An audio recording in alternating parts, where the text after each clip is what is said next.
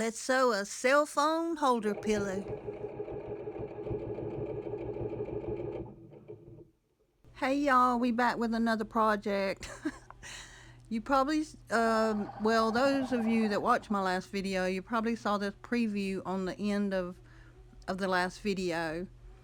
So on this video, we're going to make a cell phone holder, and we just hoping it turns out right.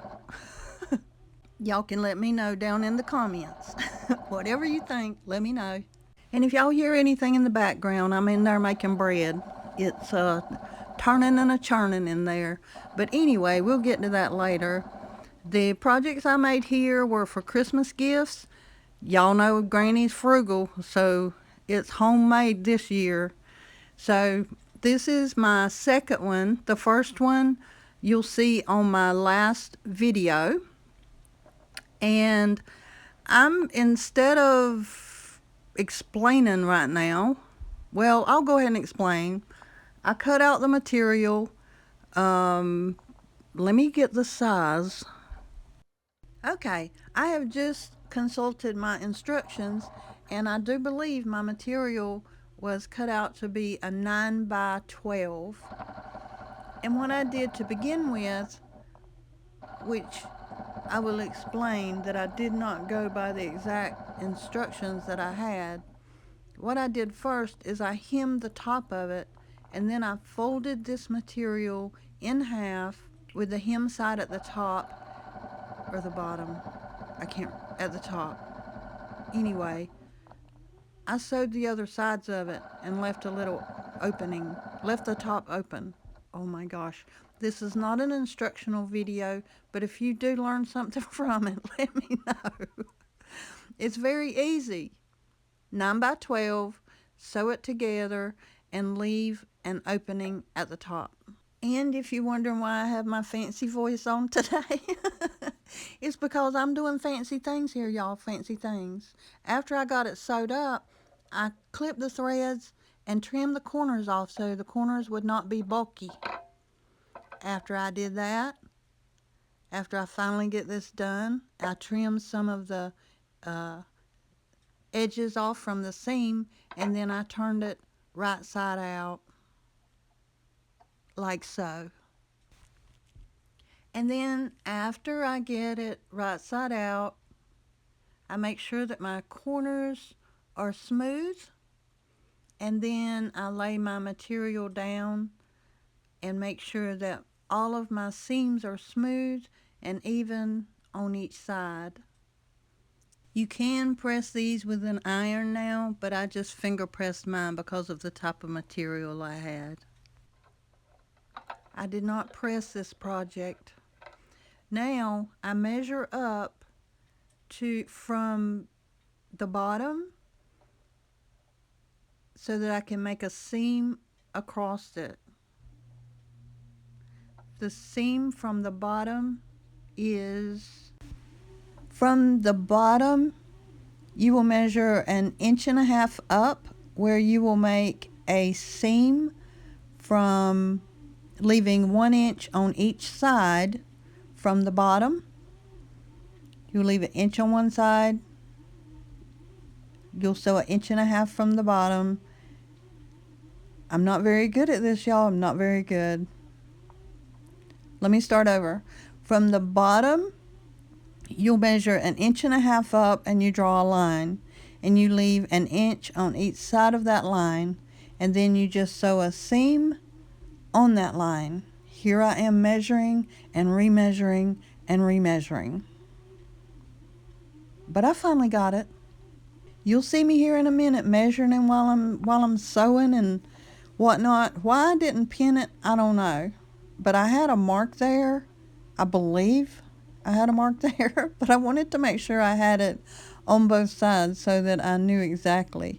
It's the first one I've made. I always mess up the first one, but I finally get it, y'all. I finally get it. And once I do get it, I do backstitch on each end of that just to make sure that it does hold the seam well.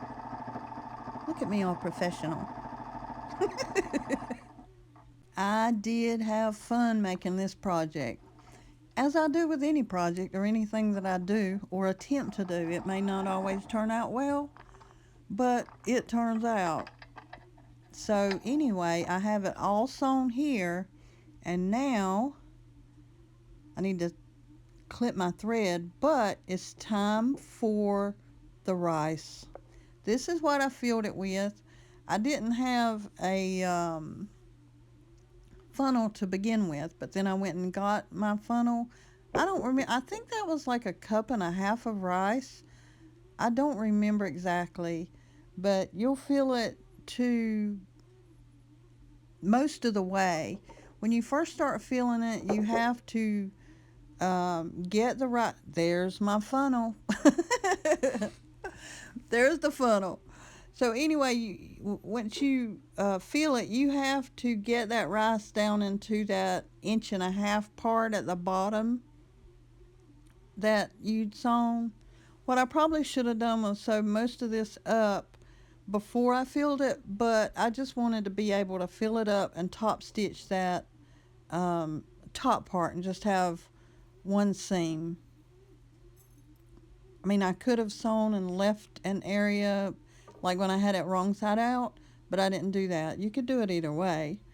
But anyway, here I am getting the rice in, and from there I just work it all down till the bottom's full, and then the rest of it will go up top. Oops, I almost dropped it. Okay, that would have been a mess. I did end up adding a little bit more rice, which you'll see in a little bit, and then I add some polyester batting stuffing, I call it, to finish it up, and then I seam it up. But you'll see here in a minute. You'll see. Let's finish it. Just trying to get all my rice down in there.